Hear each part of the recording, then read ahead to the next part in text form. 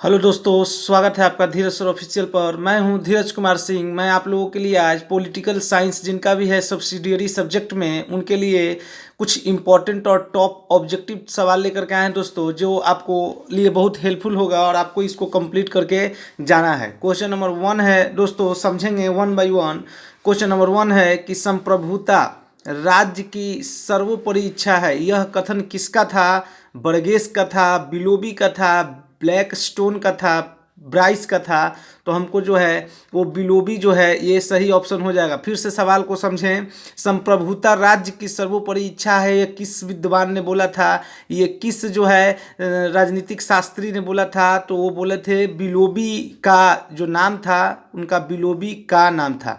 Next है, निम्नलिखित में संप्रभुता का कौन सा रूप है? निम्नलिखित में संप्रभुता का कौन सा रूप है? तो ऑप्शन है वैधानिक संप्रभुता, सार्वजनिक संप्रभुता, राजनीतिक संप्रभुता, उपयुक्त सभी। तो इसका आंसर होगा राजनीतिक संप्रभुता, जो आपका ये आंसर हो जाएगा। नेक्स्ट है, निम्नलिखित में कौन संप्रभुता की विशेषता नहीं है? अविभाज्यता, स्वतंत्रता, अस्थायित्व, उपयुक्त में से कोई नहीं। तो आपका जो विशेषता है अस्थायित्व जो है, ये आपका विशेषता जो है आपका नहीं होता है संप्रभुता में।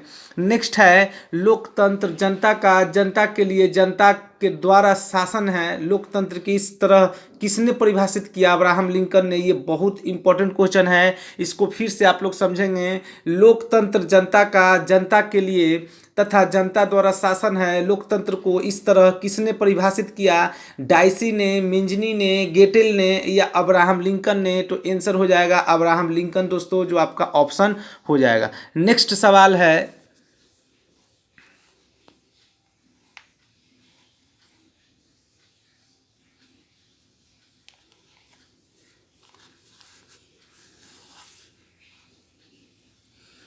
नेक्स्ट सवाल है आपका,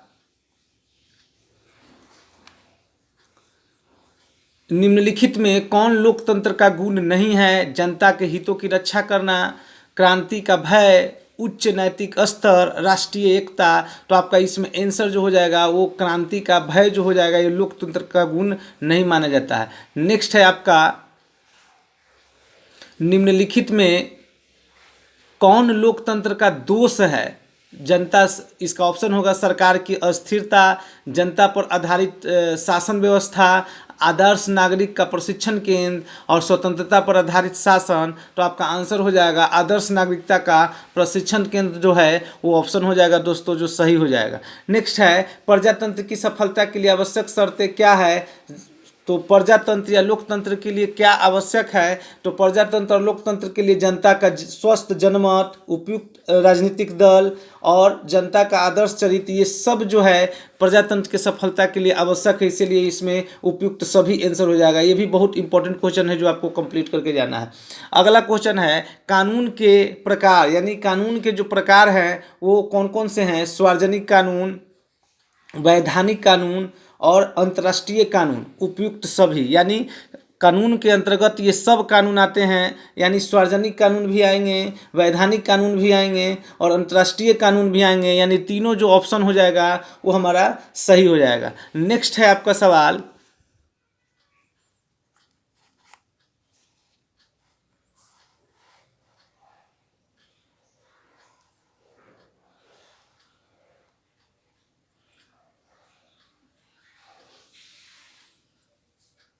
नेक्स्ट सवाल है कि निम्नलिखित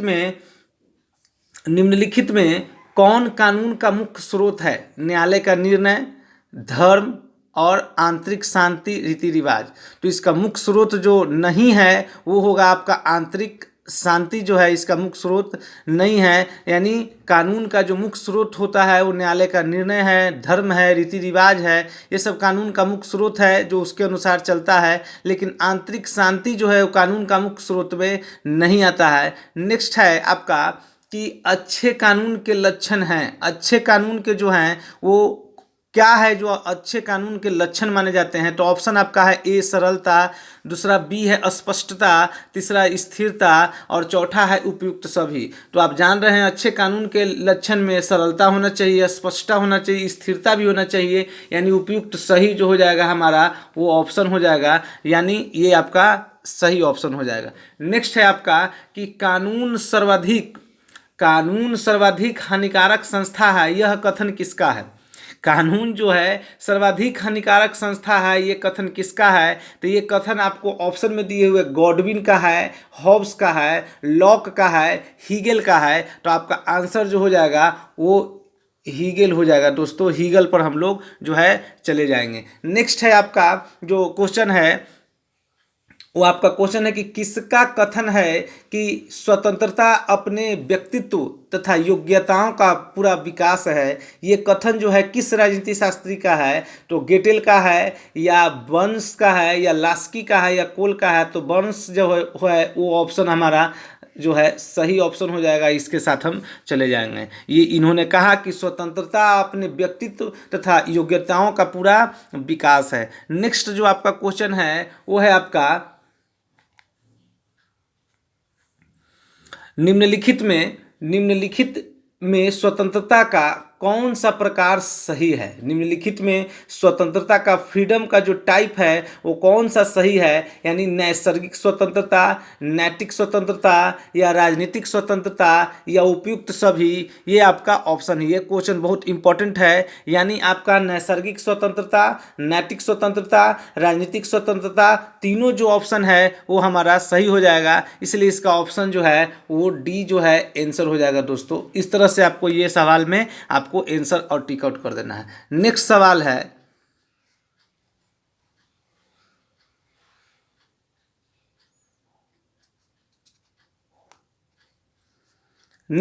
है आपका कि निम्नलिखित में स्वतंत्रता के संरक्षण हेतु अनिवार्य शर्त क्या है। यानी निम्नलिखित में स्वतंत्रता के लिए फ्रीडम के संरक्षण हेतु अनिवार्य जो कंडीशन है वो कौन सा कंडीशन है जो आपको इसमें लगाना है। तो नेक्स्ट में इसके ऑप्शन में क्या क्या दिए हुए हैं। ऑप्शन में फर्स्ट ऑप्शन दिए हुए हैं शक्तियों का विकेंद्रीकरण, दूसरा दिए हुए है कि आर्थिक विषमता का अंत, और तीसरा दिए हुए है निष्पक्ष न्यायपालिका, और चौथा दिए हुए उपयुक्त सभी। यानी स्वतंत्रता के संरक्षण हेतु जो अनिवार्य शर्त होगा वो टोटल जो है उपयुक्त सभी हो जाएगा, यानी शक्तियों का विकेंद्रीकरण भी होगा, आर्थिक विषमता का अंत भी होगा और निष्पक्ष न्यायपालिका भी होना चाहिए। और यानी कि ये तीनों जो है हमारा ये ऑप्शन जो है ये सही हो जाएगा। इसलिए हम इनमें से उपयुक्त सभी का जो ऑप्शन है उसमें हम लोग टिक आउट कर देंगे। इस तरह से कुछ 10 या 12 सवाल हम आप लोगों के लिए लेकर के आए थे जो आपको याद करना मस्ट है, और जिनका भी जो है एग्ज़ाम अब राजनीतिक पॉलिटिकल साइंस का या पोलो साइंस का एग्ज़ाम जो है आप लोगों का वो है आपका डायरेक्ट 17 तारीख को है, यानी 17 मई को डायरेक्ट जो है ये एग्ज़ाम है। तो आप अभी से रोज़ाना कम से कम 10 सवाल या 12 सवाल ऑब्जेक्टिव याद करें, और एक क्वेश्चन भी अगर रोज़ाना याद करेंगे तो आपको जो है उस समय तक आपको कम से कम 15 से 16 क्वेश्चन याद हो जाएगा। तो आप रोज़ाना कम से कम एक सवाल याद करें और 10 ऑब्जेक्टिव क्वेश्चन जो है कम से कम याद करें, जिससे कि आपको एग्ज़ाम जो है बहुत बेहतर और बहुत बेहतरीन जाएगा दोस्तों। और अगर आप हमारे चैनल पर नए हैं तो धीरज सर ऑफिशियल को सब्सक्राइब कर दे दोस्तों। इस पे आपके लिए बहुत इंपॉर्टेंट वीडियो उपलब्ध है जो आप जा करके दोबारा आप रिवीजन कर सकते हैं, और आप रिवीजन करके अपने स्तर को जो है और मजबूत कर सकते हैं दोस्तों। धन्यवाद।